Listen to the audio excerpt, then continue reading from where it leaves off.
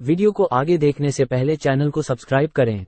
राजा और हमारा नायक की माँ जो शाही रखैल है, जो कि पहले नौकरानी थी, से मिलकर ऐसे ही आधे खून वाले हमारे नायक निकले। एक ऐसा जीवन जो राजनीति में नहीं तो काफी अच्छी तरह से व्यतीत हो सकता था। वह लगभग हर दिन महिलाओं के साथ खिलवाड़ कर सकता था और अपनी आत्मा की इच्छा अनुसार किसी भी चीज के साथ मौज मस्ती कर सकता था।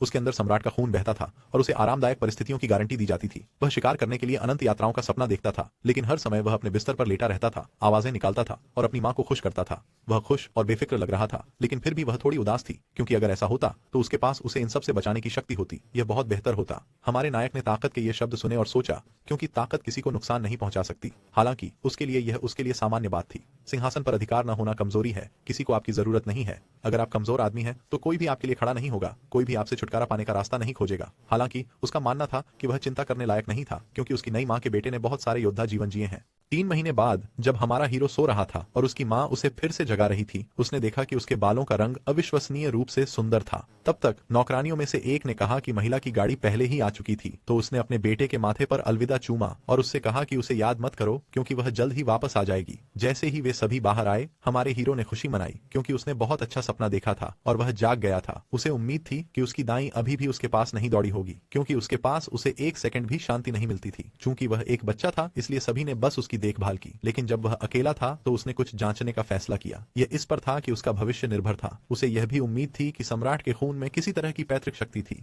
आखिरकार अगर ऐसा था तो उसे इसका उपयोग करना सीखना होगा। उसने ध्यान केंद्रित करने और अपनी सारी शक्ति इकट्ठा करने का फैसला किया। वह समझ गया कि दुनिया पर सबसे ताकतवर का राज है जब आप मजबूत होते हैं, तभी कोई आपका विरोध करने की हिम्मत नहीं करता। कम से कम यह हमारा हीरो था, जिसे पिछले 100 जन्मों के अनुभव का उपयोग करने का अवसर मिला, क्योंकि एक बच्चे के शरीर में भी वह आंतरिक शक्ति जमा कर सकता था। और इसका मतलब केवल यह था कि शक्ति उपलब्ध थी। उसे अपना 30वां जीवन याद आया, जिसका मतलब था कि वह होंगवेन चांस की तकनीकों का उपयोग कर सकता था। उसे उसी समय अपने दूसरे जन्मों के कौशल का अभ्यास करने की भी कोशिश करनी चाहिए। एक बच्चे के शरीर में भी यह करने में सक्षम होना चाहिए। कोई भी यह सोच भी नहीं सकता कि इस उम्र का बच्चा प्रशिक्षण ले सकता है। हालांकि अगर मामला जलता है तो लगभग 10 साल की उम्र तक उसकी आंतरिक शक्ति कई गुना बढ़ जाएगी और 20 साल की उम्र तक वह बिल्कुल भी अविनाशी हो जाएगा। वह अभी भी ऊर्जा पर ध्यान केंद्रित कर रहा होगा और यही एकमात्र तरीका है जिससे वह प्रशिक्षण ले सकता है। वह तब भी प्रशिक्षण ले पाएगा जब नानी उसे अपनी बाहों में पकड़ेगी। इसलिए उसने अपने पूरे शरीर से प्रवाह को तेज करने का फैसला किया, ताकि सारी ऊर्जा एक साथ इकट्ठा हो जाए। वह पहले से ही प्रवाह को महसूस कर सकता था, लेकिन उसका सिर वास्तव में फट रहा था, इसलिए उसने सारी ऊर्जा को छोड़ने का फैसला किया। उसी समय उसकी दाई उसका डायपर बदलने के लिए आई और हमारा हीरो ने आंख बंद कर लिया।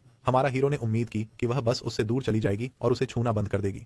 आखिरकार थोड़ा सा स्पर्श भी उसकी सारी संग्रहित ऊर्जा को गायब कर देगा। उसने भाग्य से प्रार्थना की कि ऐसा न हो। यह उस क्षण था जब उसकी प्रार्थनाएं सुनी गई। दाई चली गई, केवल यह सोचकर कि शायद उसे बुरे सपने आ रहे हैं। इसलिए जैसे ही वह बाहर आया, हमारे हीरो को लगा कि उसकी ऊर्जा अपने चरम पर थी। उसने सोचा कि उसे बस इसे बनाए रखने की जरूरत है, लेकिन वह बुखार से पीड़ित था। उसे उम्मीद थी कि ऐसा बच्चा है कि वह सब कुछ झेल सकता है, लेकिन यह विचार कि कमजोर शरीर में जीने से मरना बेहतर है, उसे हार मानने से रोकता रहा। उसने जितना हो सके उतनी ऊर्जा इकट्ठा करना शुरू कर दिया। उसने अपना काम जारी रखा, क्योंकि यह सब इसलिए था ताकि वह एक समृद्ध जीवन जी सके। एक समय पर उस ऊर्जा से आवाज आया। नौकरानी ने भी यह सब सुना। वह अचानक उसके कमरे में भाग गई, क्योंकि उसे लगा कि कुछ हुआ है। हमारे नायक को किसी कारण से बहुत पसीना आ रहा था। उसने यह भी सोचा कि वह सो रहा है, इसलिए उसने जड़ी बूटियों से स्नान तैयार करने और फिर उसे नहलाने का फैसला किया। दूसरी ओर हमारे नायक ने जब देखा कि दाई स्नान तैयार करने के लिए भाग गई है, तो वह अचानक अपने पैरों पर खड़ा हो गया और उसकी आंखें खुशी से चमक उठी, क्योंकि सब कुछ काम कर रहा था। नौकरानी उसके पास वापस दौड़ी, उससे पूछती हुई कि वह कैसा है। उसे हमेशा अपनी बाहों में लेकर चलती रही। उसने उसकी हर छोटी बड़ी सफलता के लिए उसकी प्रशंसा की और वह बस यही सोच पा रहा था कि वह कितना भाग्यशाली था कि नानी ने इस पर ध्यान नहीं दिया। माना एकाग्रता तकनीक का उपयोग करके वह अब आसानी से अपने शरीर में इसे जमा कर सकता है, और ऐसा करने के लिए उसे कुछ भी करने की जरूरत नहीं है, क्योंकि वह सिर्फ खाने या सोने से भी मजबूत हो जाता है। वह अपने चेहरे पर मुस्कान भी नहीं रोक सकता था और बहुत ज्यादा खुश था। आखिरकार वह पहले से ही 3 वर्षों में इतनी ऊर्जा जमा कर सकता था कि यह शक्ति में अधिकांश बद्धा आदमी के बराबर होगी, और जब वह 10 साल का होगा तो इसकी कल्पना करना भी मुश्किल था। उसे यकीन था कि इस दुनिया में कोई भी उसे हरा नहीं सकता, भले ही वह 100 जन्म क्यों न जी ले। उस पल नौकरानी ने कुछ अजीब देखा। ऊपर से एक आवाज आ रही थी। हालांकि फिर से विचलित होकर मैंने देखा कि हमारे नायक के चेहरे पर यह अद्भुत मुस्कान थी। उसी समय वह सोच रहा था कि वह और अधिक मजबूत हो जाएगा, ताकि वह जल्द ही एक राजा की तरह जी सके। वह ऐसे पल का इंतजार भी नहीं कर सकता था। वह उस दिन के जल्द से जल्द आने की कामना कर रहा था। उसके जन्म को ठीक 5 महीने हो चुके थे। मना अवशोषण तकनीक की बदौलत उसकी शारीरिक क्षमताएं बहुत बढ़ गई थीं और उसकी आंतरिक ऊर्जा पहले से ही अपने सभी साथियों की तुलना में तेजी से उबल रही थी। आखिरकार सभी को पता होना चाहिए कि माना अपने आप इकट्ठा हो जाता है। भले ही वह अब फर्श पर रेंग रहा था, फिर भी उसने कोशिश करना बंद नहीं किया, क्योंकि जल्द ही उसकी शक्ति उपलब्ध शक्ति से आगे निकल जाएगी। हालांकि इस बिंदु पर किसी कारण से कालीन से उठना शुरू हुआ। यह उसकी माँ थी जिसने उसे अपनी बाहों में ले लिया। वह उसके लिए एक खिलौना लेकर आई जिसे उसने निश्चित रूप से देखने की उम्मीद नहीं की थी। वह बस अपनी आंखें उसे हटा नहीं सका, लेकिन अपनी मां की निराशा को देखते हुए उसने तुरंत उसके साथ खेलना शुरू कर दिया। भले ही वह ऐसा दिख रहा था कि वह मजे कर रहा था, अंदर ही अंदर उसे अपने काम के बारे में एक शर्म महसूस हो रही थी। नौकरानी और मालकिन हंस पड़ी क्योंकि उनका बच्चा बहुत खुश दिख रहा था। मालकिन ने कहा, वह कैसे इतना सुंदर पैदा हुआ था। आप यह नहीं कह सकते कि हमारे नायक को यह पसंद नहीं था। उसे प्रशंसा सुनना बहुत पसंद था। हालांकि इसके बावजूद वह समझ गया कि वह अपनी मां की वजह से सुंदर था। हालांकि चूंकि उसे प्यार किया जाता है, इसलिए उसने यह नहीं कहा कि उसे मजेदार बच्चा बनना पसंद नहीं है, क्योंकि यह इसलिए अमूल्य है। इस बिंदु पर हमारे नायक के चेहरे पर तुरंत ही भाव बदल गए। मालकिन समझ नहीं पा रही थी कि वह यहाँ क्या चाहता है। हालांकि हमारे नायक को केवल एक चीज चाहिए थी, वह खाना चाहता था। उसकी आंखों से आंसू बहने लगे। उसने अपनी पूरी उपस्थिति से इसे दिखाने की कोशिश की। तुरंत उसने अनुमान लगाया कि यह ऐसा ही था, इसलिए उसी क्षण उसे दूध दिया गया। जब हमारा नायक दूध पीने में व्यस्त था, तब बातचीत फाइनेंशियल स्थिति के बारे में थी। इस तथ्य के बावजूद कि राजकुमार को अच्छी तरह से खिलाने की जरूरत है, लेकिन कल से धन कम होता जा रहा था। हालांकि मालकिन इस बारे में कुछ नहीं कर सकती थी, क्योंकि इस साल हवेली के रख रखाव के बजट में भारी कटौती की गई थी। एक बच्चे को पालना भी मुश्किल था। हमारे नायक को कुछ समय पहले नौकरानियों से ऐसी बातें सुनने की याद आई। उसने सुना था कि उसे अपनी मालकिन के राशन पर बहुत बचत करनी होगी, क्योंकि अगर ऐसा नहीं हुआ तो कोई भी इस मौसम में जीवित नहीं बचेगा। उनके पास कोई और विकल्प नहीं था। हमारे नायक को इस पर यकीन नहीं हुआ, क्योंकि उसे लगा कि इस तरह की बातें निश्चित रूप से गंभीर नहीं थीं।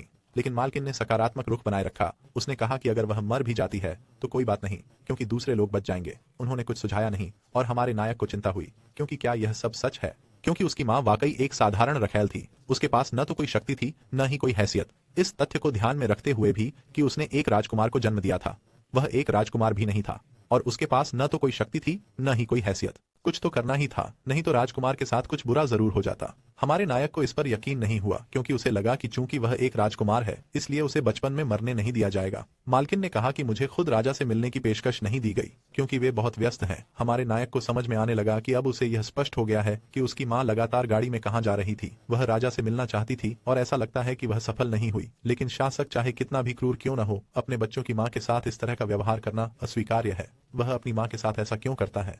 वह रईसों से काफी दुर्व्यवहार सह चुकी है। क्या करें? क्योंकि भले ही राजा शुरू में उसके प्रति उदासीन था, लेकिन ऐसा रवैया बिल्कुल भी स्वीकार्य नहीं है। हमारा नायक रोने लगा, जिसने नानी को उसे उसकी मां के हाथों में सौंपने की अनुमति दी। वह वास्तव में उसकी मदद करना चाहता था। भले ही वह एक बच्चा था, वह जानता था कि वह कुछ कर सकता है। उसके दिमाग में कुछ खास नहीं आया, लेकिन उसे कुछ सोचना था। उसे बस इतना करना था कि इस सर्दी को कैसे पार किया जाए, क्योंकि असल में उसकी सारी जरूरतों के लिए पैसे की कमी थी, और सर्दियों में खर्च का एक नया वस्तु था, हीटिंग। उसने सोचा, वह आखिर कैसे मदद कर सकता है? वह वास्तव में क्या कर सकता है? हालांकि एक समय पर उसे एहसास हुआ कि वह कुछ बेहतर कर सकता है। इसी तरह के और वीडियो को देखने के लिए हमारे चैनल वेबटून हिंदी को सब्सक्राइब करें।